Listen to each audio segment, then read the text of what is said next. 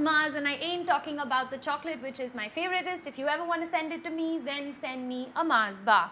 But getting back to what we're talking about on the Whack today, there's this obsession with Mars. That's what I feel, right?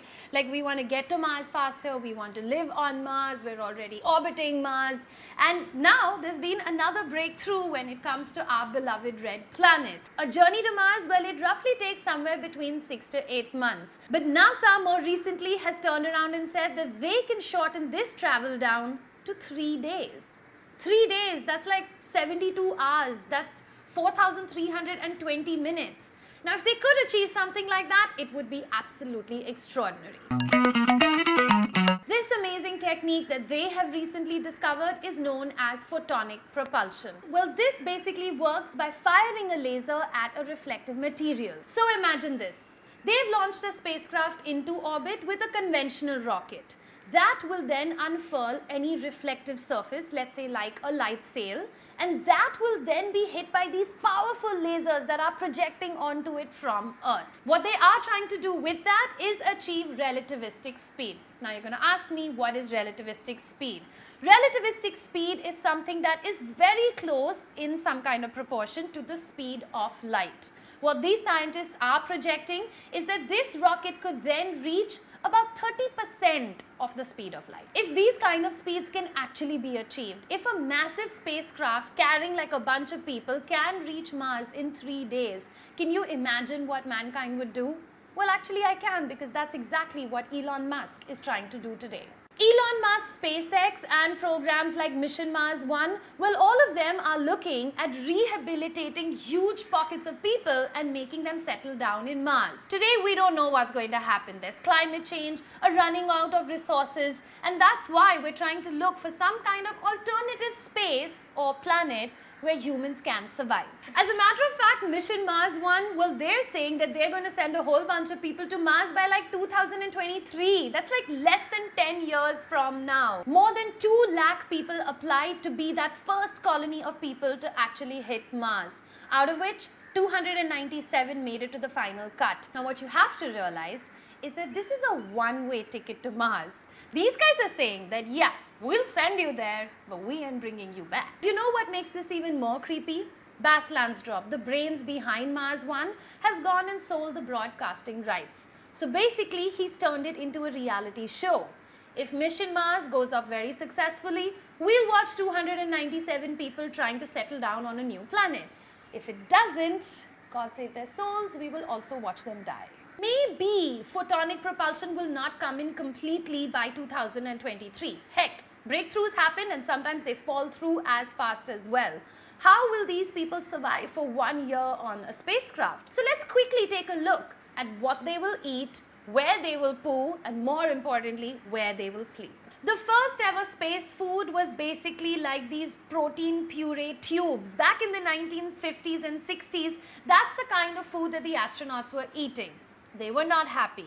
They were very soon to discover that there's a good correlation between giving astronauts great food and them being emotionally and mentally balanced. Astronauts were getting so desperate that the crew of Gemini 3 actually snuck in a corned beef sandwich. They were mildly rebuked by NASA for causing such a mess. Cut to the 70s and you can have now 72 items. 72 items is a lot, dude, if you're going to be stuck on some kind of space station for years together.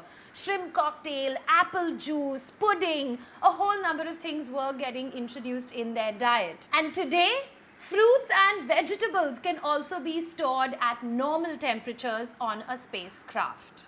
With different countries now getting into space, obviously food preferences started changing. When you think Italian, you can't help not think a good cup of coffee. And the Italians have done just that. They've developed a special coffee machine called as espresso, and it can also be used to boil some tea and hot chocolate. But I have to give it to the Koreans. They love their kimchi so much that they actually funded a project of $1 million to figure out how they could take their kimchi to space. But hands down, if I was on Mission Mars 1, then I want to have a whole bunch of Russians in my crew, because you have to check out their menu. They have over 300 dishes, and they're one of the only few international crews that gets to have 4 meals a day. Sleeping in space looks like quite a fun experience. You have this little pod that you get into, only one person per pod, so pretty much no hanky-panky when you are up there. We'll try and explore that a little later.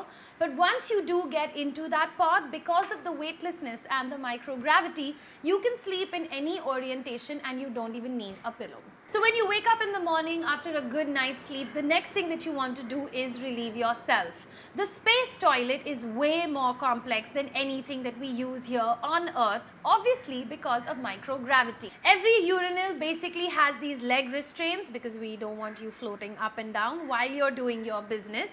And there is a massive vacuum that basically sucks whatever it is that comes out of your body. But what's more interesting is that the urine that comes out of a particular person, that is then put into this massive distiller. Your urine in space is reused as drinking water. Hey, there's only that much of water that you can carry, right? We even recycle our urine. Keep in mind that the water that we end up with is purer than most of the water that you drink on a daily basis at home.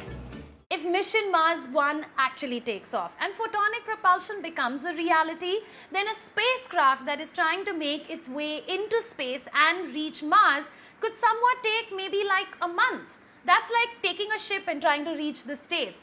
The way that we look at space travel and the way that astronauts have been living, all of this will change. Space travel will start becoming more comfortable, maybe even more luxurious. There'll be economy, there'll be business, different things will happen with the way we travel in space. If you've just joined us, welcome to the tribe, buddy, because you're in for an awesome ride. And all you people from the tribe, I know you're already itching to write in the comment section below. There's a number of things I know I haven't explored because I'm waiting for you to share it with everyone in the tribe. I'll catch you again soon. Ciao.